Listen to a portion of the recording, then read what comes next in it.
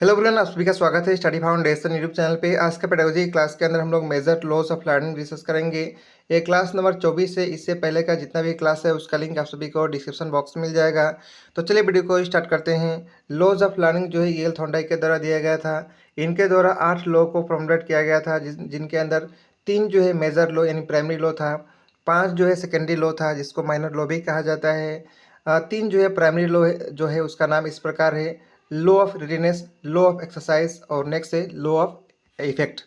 Secondary law का नाम इस प्रकार है: law of multiple response, law of attitude, law of partial response, law of analogy and similarity और लास्ट है लॉ ऑफ एसोसिएटिव शिफ्टिंग। तो इसके बारे में वन बाय वन डिस्कस करेंगे। तो आइए सबसे पहला प्राइमरी लॉ को डिस्कस करते हैं जिसका नाम है law of readiness. Law of readiness क्या बोलता है? इंडिविजुअल जो है तभी सीख सकता है जब वो फिजिकली, मेंटली, इमोशनली रेडी होगा सीखने के लिए, तभी वो सीख सकता है। And they do not learn well if they see no reason for learning. और इंडिविजुअल जो है यदि उसके लिए कोई रीजन नहीं होगा सीखने के लिए तो कभी नहीं सीख सकता है। इस लॉ को law of motivation, law of preparedness, law of action tendency भी कहा जाता है। ठीक है। नेक्स्ट लॉ है law of exercise. Things most often repeated are remember.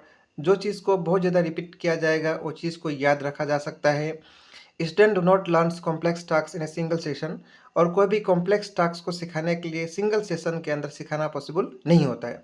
जैसे कि एक क्रिकेटर जो है बहुत प्रैक्टिस कर करके एक अच्छा क्रिकेटर बन पाता है, उसी तरह जो है बच्चों को भी सिखाने में बहुत जो है कॉम्प्लेक्स टास्क को ब्रेक करके सिखाना चाहिए और स्लोली एंड स्लोली जो है पहले सिंपल चीज़ सिखाना चाहिए और धीरे धीरे कॉम्प्लेक्स चीज़ की ओर प्रोसीड करना चाहिए। ठीक है। इसके बाद नेक्स्ट लॉ है law of exercise. Law of exercise क्या बोलता है? लर्निंग जो है स्ट्रेंथन किया जा सकता है या लर्निंग को वीकेंड किया जा सकता है।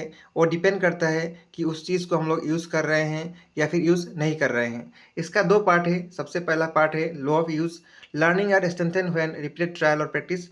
लर्निंग जो है स्ट्रेंथन किया जा सकता है जब उसको रेगुलर बेसिस पे रिपीटेड ट्रायल किया जाए और प्रैक्टिस किया जाए तो।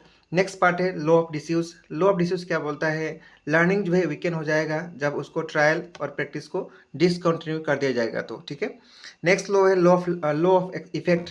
Learning are strengthen when accompanied by pleasant और सेटिस्फाइंग फीलिंग।